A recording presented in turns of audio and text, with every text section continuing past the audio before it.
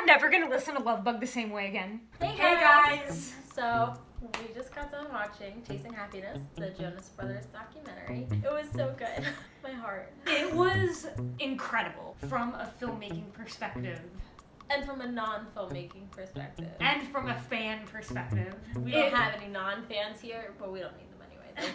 They're irrelevant. The documentary started from the literal beginning. Welcome to the Jonas family household. This is our life. It started with Nick being born. Yeah. Literal hospital footage. Baby. Like, almost 8 months pregnant, so I'm like, I saw Nick as a baby, and then I saw Frankie as a baby, and then I saw Alina as a baby. They're so little! They said that there was going to be archive footage, but I didn't think it was going to be throughout the entire film. That we saw archive footage, but I like that. It was putting you, like, where they were at the time that they were talking about. Yeah. And I really like that. It, like, brought the experience closer a little bit. You specifically like the home video part of it. Man, you playing that guitar. Where you learn how to play like that, Nicholas? Yeah, I loved how there was so much just like blasting past their home videos, you know, like YouTube quality videos from like 2004. We were making 15-second videos on YouTube. Like one was, we walk into a room, turn a table around. Oh, how the tables have turned. So I think like there were a lot of things that they revealed that weren't really in the general public. This documentary stripped it down. Like it showed us. They said they were going to do that too, though. You always read and you always saw, like, you know, when Nick was growing up, like, he had it. Like, he had the voice. He had it. But I always figured, like, everybody thinks that their kid can sing. No, that kid had it. Like, I had no, like you were particularly shocked when he was at the piano with his dad and they were singing the World of Christmas Prayer and you were like, I was like, a kid's dumbfounded. Like 8. Nick and my dad write the song Joy to the World, a Christmas Prayer. And they put it on the CD.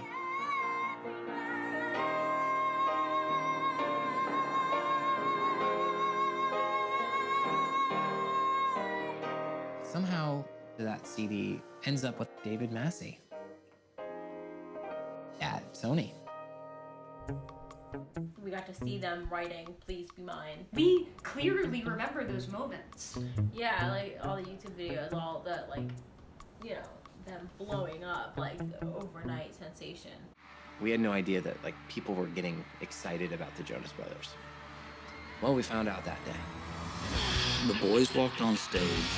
There's no way to describe that sound.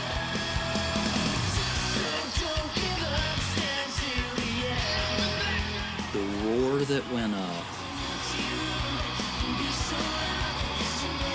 Everything was different.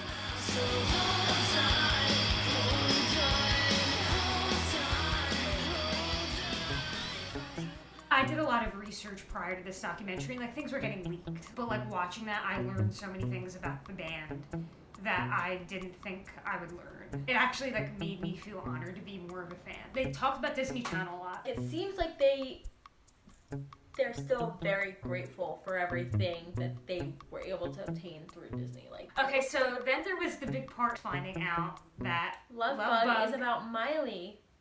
So we're in the midst of watching the documentary and like... And she pauses it! No, but like we're at the part where like Nick meets Miley. Stop. Press play. And apparently like before we started watching this we knew that like there was going to be some Jonas Brothers song that was dedicated to Miley, but we didn't know which one. We thought it might have been Before the Storm. But... She paused it! And I'm too... Pressing play. Press play.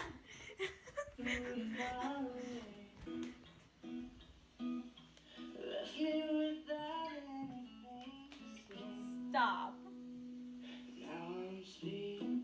That is so cute. I would have not thought Love Bug was about her though, but I guess it's obvious. Like, I thought it was just like a general like love song. Well, when they came out, they were just saying like, and now you're pausing it. Because I want to listen to it too.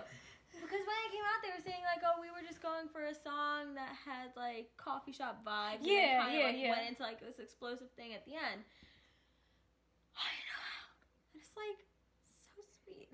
We're never gonna listen to Love Bug the same way again. I mean, I probably still will. But like now we know that Like, it's about now Miley. It will be a little different. Oh my gosh. I never would have guessed that though. No. I thought it would have been more of like an underrated song. Like Love Bug's like one of their biggest songs. It's huge. It doesn't have a music video though. Yeah, it does. It does? Yeah. I'm like the worst fan ever. It's so funny because back, I don't know, probably a few years ago, Demi and Nick did a carpool karaoke with James Corden. And of course, the purity rings came up. Nick was saying like, I met a girl and it was my first real relationship. And then like, you think like, you and Miley were totally a real relationship. From the way that Kevin was describing it, when Nick met Miley on the set of Hannah Montana, it was like instant, like love at first sight type thing. We got to be on the Hannah Montana episode on the Disney Channel. Wait, Mama, it's the Jonas Brothers. That changed girls for Nick forever. And then all of a sudden you just hear like Love Bug just creep in. Like just the way that he like looked at Miley on stage in that one clip and everything. Back then, that was like the couple. Everybody loved Nick and Miley. And then find out that's such a beautiful song. Like, it's so cute. And like to not know until right now. I mean, like that song came out 11 years ago. There had been spoilers that there was going to be a song in the documentary that was about Miley. Yeah. And we were speculating on it. I was like, well, okay, Before the Storm, obviously. Yeah. I was thinking maybe they would bring up Wedding Bells. Yeah. But like, again, everybody pretty much already knows that Wedding Bells is about Miley. Yeah. I had no idea. Love Bug came out of left field. I started writing about love. And I actually knew what it felt like, you know. Called you for the first time yesterday. I finally found the missing part of me. I felt so close, but you were far away. Left me without anything to say.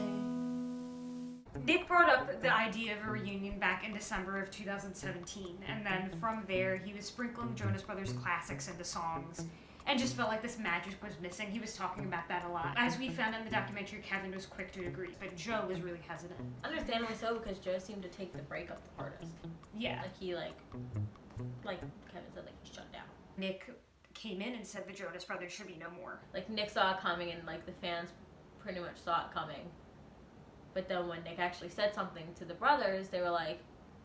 I just remember looking at Joe and being like, wait, what? I felt betrayed. I felt lied to. I felt angry, numb. And Joe said I had nothing to say to you. It was like way more intense than I ever thought. I saw it coming. I think everybody. I did see it coming. I was not surprised. It surprised me that Kevin and Joe didn't see it coming. This documentary completely like stripped it down and gave us their whole life story basically to see what was going on back then and like see things like, oh, like they're now at 2008, they're 2009, 2010, and like for us to vividly remember those moments when we would hang out together and like watch the the Jonas YouTube premiere and the YouTube videos. That part to me was, I think, like the most enticing part of like the whole documentary. Their band is their life. Yeah, they grew up and they grew right into the band. It's part of their childhood. And just like the Jonas Brothers are part of our childhood.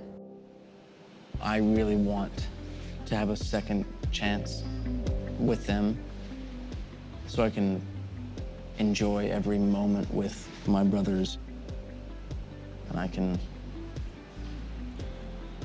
smile more. There was a lot to cover in an hour and 30 minutes, and a lot of material music-wise that they really focused on a little bit longer, I think. But a little bit longer was like the peak of their. That was the peak. Success. Yeah. We're in Times Square. We are waiting for the Jonas Brothers. What do you think? A little bit longer CD to come out at midnight. Every time we would release an album, we would go to Times Square and celebrate, wait in line at midnight, and hold it in our hands. 7:30. That's like 4.5 more hours till they come. I thought the storytelling was good. I thought it was pretty straightforward. It was very chronological, and they said like this is happening, and then this is happening, and then that's happening, and like it all happened so fast, but you were still able to kind of follow along and figure out. Like they moved it fast enough that you knew that this was happening fast, but slow enough that you could follow along. This was actually John Taylor, who was their former musical director for the Jonas Brothers. He's been with them almost since day one. And this was his directorial debut. This was an amazing directorial debut for him. Yeah, like, for sure. Like he did such a great job, and he was saying at the Chasing Happiness premiere that in order to kind of bring the story forward, it was easy for him to do that because he's been with them since day one. Yeah, I think and he knows them so well. It was probably good to have like a director who was there firsthand. 110%, you should go watch this documentary. It was so good. Even if you don't like the Jonas Brothers. If you're a person that wants to get into documentary, filmmaking, editing, even cinematography, it would be a good example. Good, Yeah. Good example to watch. If you are a Jonas Brothers fan, definitely watch the documentary. This just gives you so much perspective and so much happiness to be a fan of theirs. Both of us were just like smiling the whole time. Yeah. Pretty much. At least at the happy parts. If we weren't like gaping our mouths open because of that shocking reveal. Definitely watch it, and then also subscribe to this channel, watch our other videos, like, comment, the bell. I still don't know what that is. I think it's up here. I think it's down here, Teresa. It might be down here. I don't know. But click it, and then yeah, you'll get notifications. Like, comment, subscribe, notification. Watch Chasing Happiness. Yes, you need to watch.